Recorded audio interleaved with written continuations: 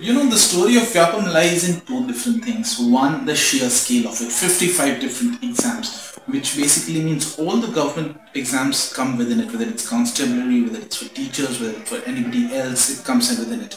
Apart from that, all the engineering colleges, government medical colleges, all used to come under it. The engineering colleges have now been separated, but basically it was one window clearance. So if there was fraud in 55 different exams, then you can imagine the scale of anything that was produced in Madhya Pradesh would have a tinge of corruption in it, which would mean you will have doctors who shouldn't be made in the first place, engineers who shouldn't be there, law enforcement agencies who would have people who shouldn't be there. So that explains one aspect of it. On the other side is the very concept of the people who are suitable, who are meritorious, and them not getting the seats being sold off. What happens is there is a loss. I met a number of these students who keep saying we don't understand the point of studying anymore, because if we study and we don't get through, then what's the point of this all?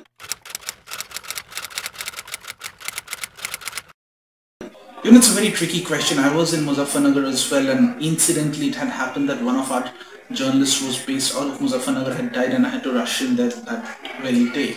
But the threat in these two situations were very different. There we knew from where it can come. Here when I was going, we didn't know what can happen. The details of Akshay's death was still very sketchy. While not all of these deaths are connected to Vyapam, while a lot of these deaths like Narendra Thomas and few others appear to be completely natural, there is something about it. Whoever is getting connected to is getting affected in it some way or the other. There's another interesting viewpoint which I came across, especially in Namrata Damo's area. They said that Namrata Damo's story the story was completely shut down. Had Akshay not been there that day, had his unfortunate death not brought attention to this entire scam across the world, Namrata Damo's story, her case wouldn't have opened this well.